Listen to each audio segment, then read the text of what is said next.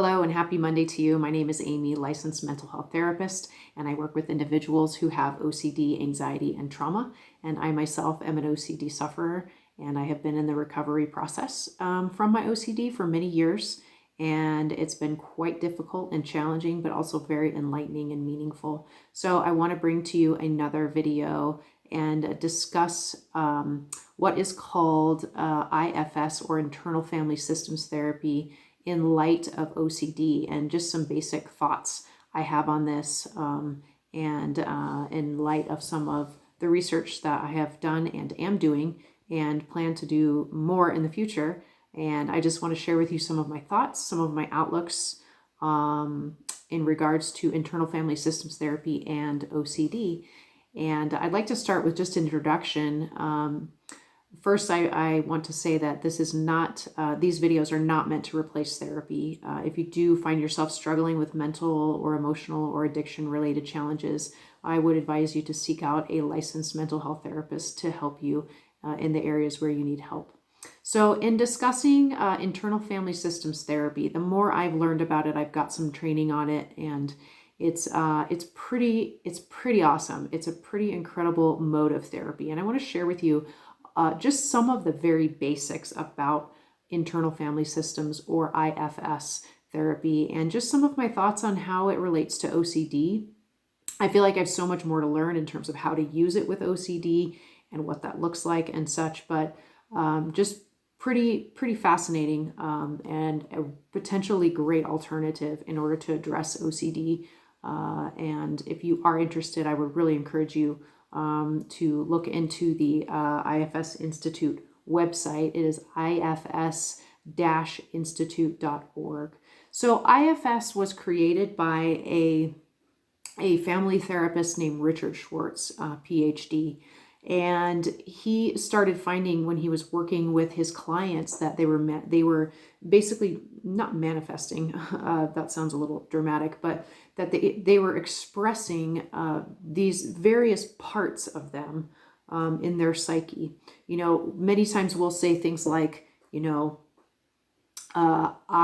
this part of me wants this, but this part of me wants this, or I have a part of me that's saying this, but I have another part of me that's saying this. And so inside of us, we're one person, but we all have these different parts, if you will, according to the IFS model, that kind of have different thoughts, different perspectives, different feelings, and such. Well, with IFS, and again, it's really fascinating, there are different parts that Dr. Richard Schwartz was able to identify and categorize in his clients, and then was able to develop an entire modality around these parts. And it's been extremely effective. It's been proven effective, and many therapists are trained in it. I have some training in it myself. I'm actually planning on getting more training on it in the next year. So with that being said, IFS, the nickname for IFS is parts work. So we just use the term parts work when we're talking about working with clients' parts and things of that nature.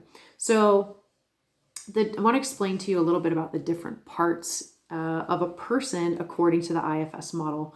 So the first part that I will start with is what are called the exile parts. So the exile parts of us are the parts of us that have been shoved deep down into our system. That is why they're called exiled parts, because in essence, we have exiled them out of the system because of the nature of these parts. So these exiled parts typically are younger, wounded, more vulnerable parts of who we are. They tend to carry a lot of shame, sometimes a lot of secrecy. Sometimes they're very scared. These parts can manifest as being very fearful and very scared. And many times these exile parts, well, probably the majority of the time, these exile parts have experienced traumatic experiences. They're the parts of us that hold traumatic experiences that the individual has experienced, or attachment related wounds that they've experienced. So, and again, typically they are the more younger parts, the more vulnerable parts of who we are, the parts that tend to be shoved down into the shadows. The next part that I want to share with you is what are called the protector parts. So there are two components to protector parts. And these protector parts exist in order to shield and protect the exile parts. And these protectors consist of managers and firefighters. That's according to the IFS model that Richard Schwartz created. These are the two different kinds of protector parts that exist: manager parts and firefighter parts. And I will just explain a little bit about those parts. The manager parts of who we are the parts of us that tend to maybe want more control.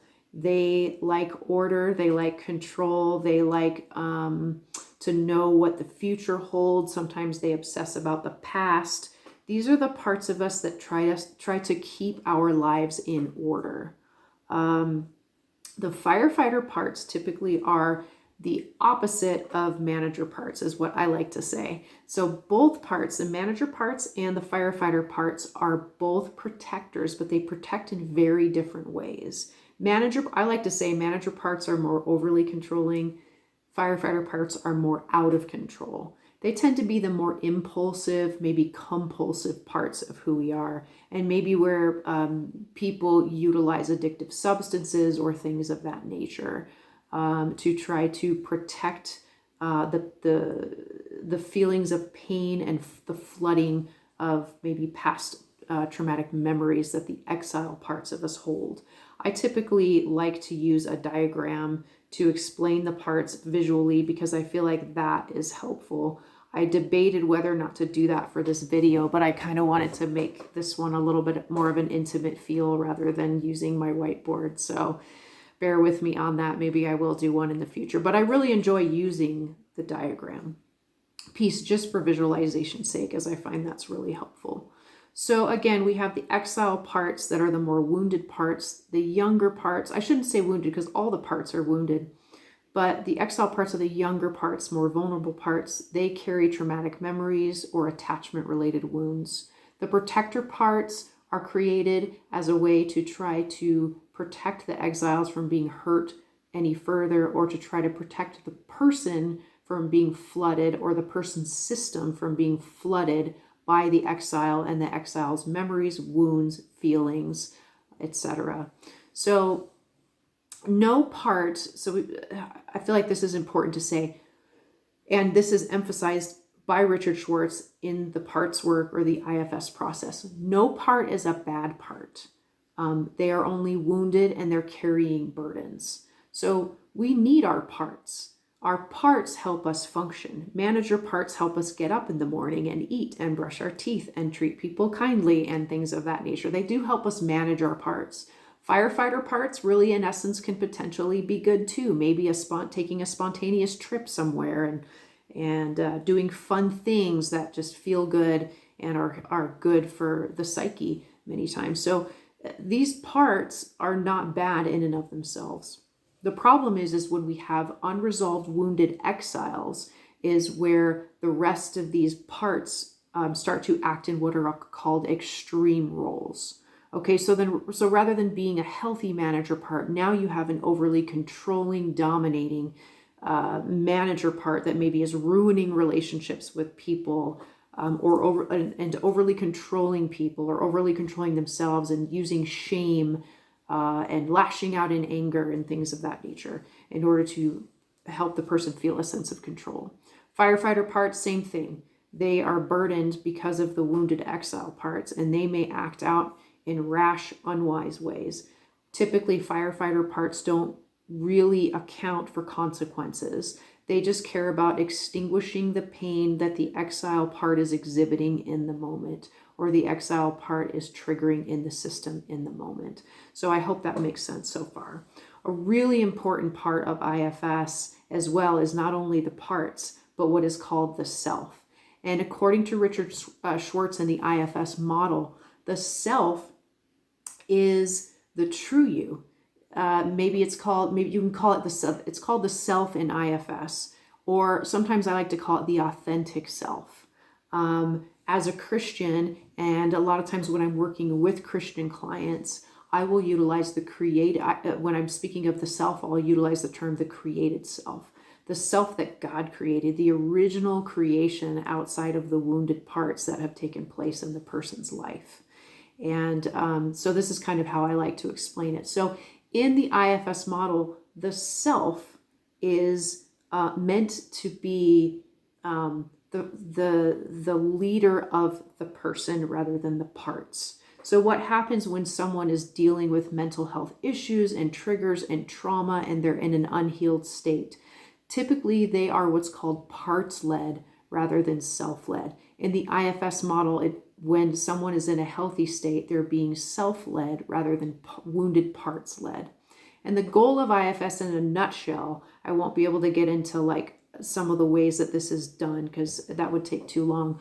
But in a nutshell, the goal is to allow the true self, the authentic self or the created self, to connect with the parts and to work with them, to heal them, to unburden them from their pain, and to integrate them healthily into the person's internal system, hence the term internal family systems. So the goal of that is to become what's called self-led rather than parts-led. The parts are tools and they can be great tools.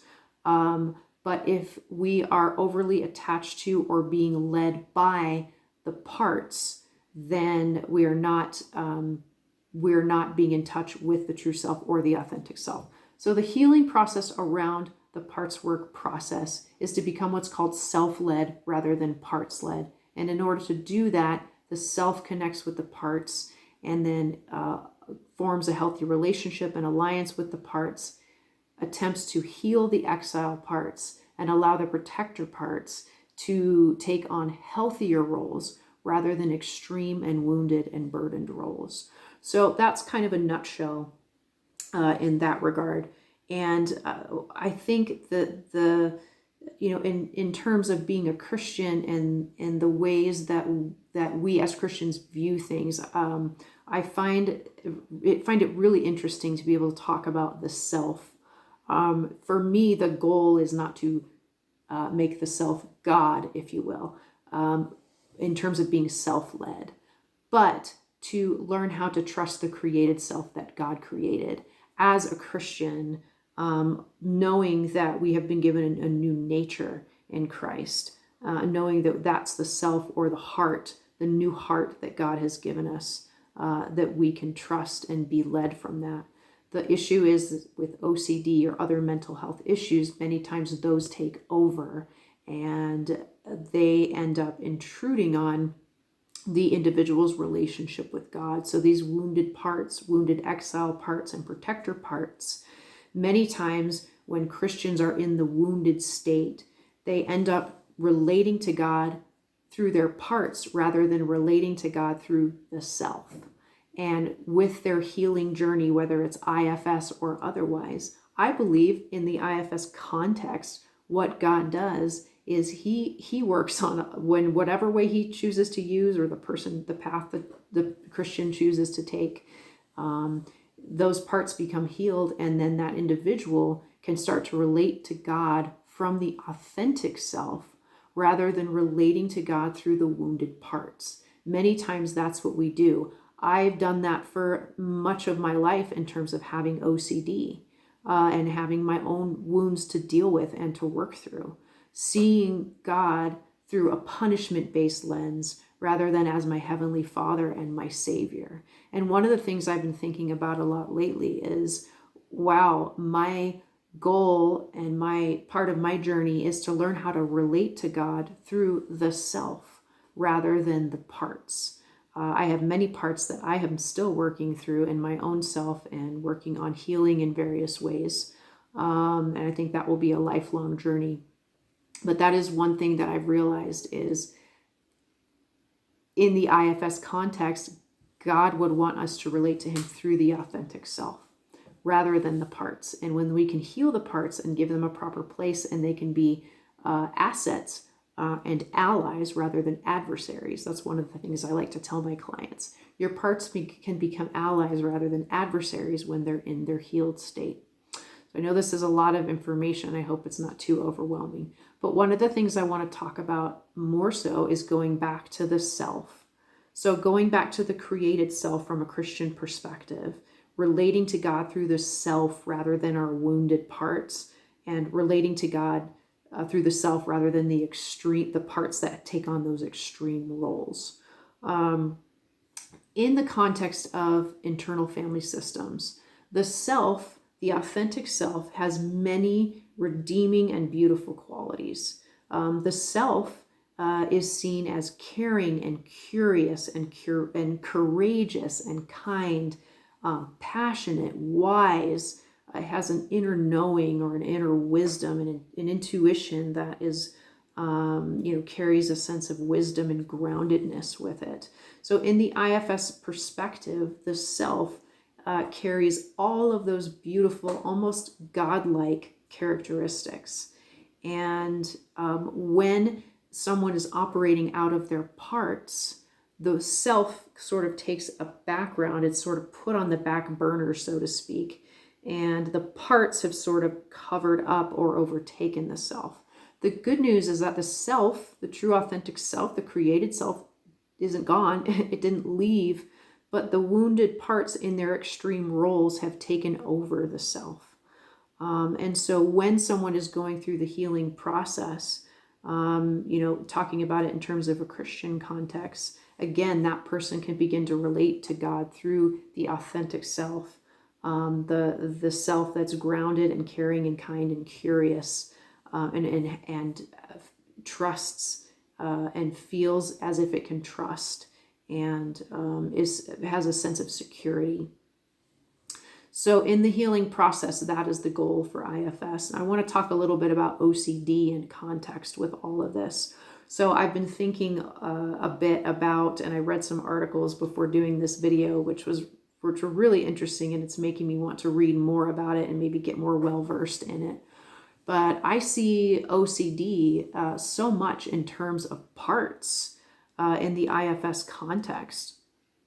And with OCD, I started seeing OCD as a protector part, an extreme rolled manager part. But as I thought about it a little bit more, I realized, actually, OCD, because it consists of obsessions and compulsions, it's probably actually exile parts and protector parts in regards to OCD. And this is still stuff that I'm sort of thinking through, and I'm sure I'll maybe do future videos on it as my thoughts evolve. But in seeing OCD in the context of parts, obsessions, which are intrusive, nagging, fear-based, anxiety-based thoughts that a person can't get rid of, I'm starting to see those as coming from the exile. This is through an IFS lens, coming from the exiled, wounded child parts. Obsessive thoughts are unwanted thoughts, very uncomfortable thoughts, and can be very triggering for the system. So I almost imagine them coming from potentially those exile parts. And then the compulsions, which are the mental acts or the behavioral acts that somebody does in order to reduce the anxiety created by the obsessions, that I could see how that would be a protector. That might be a manager part or even a firefighter part that acts on rituals or compulsions in order to keep the obsessions at bay or the anxiety created by the obsessions at bay. So obsessions may be coming from exiled parts potentially. Compulsions may be coming from those protector parts, those manager and firefighter parts. And then on the system goes. So interestingly, I'm sort of at this place where I want to continue to learn more on how IFS can be effective for OCD, particularly OCD related parts. And so again, I would love to maybe do more videos on my continued experience in that. So just looking at OCD from a parts work lens, there are therapists out there who do utilize IFS with OCD. And though I use the parts work process with my clients, I want to continue to learn how to utilize it more with OCD.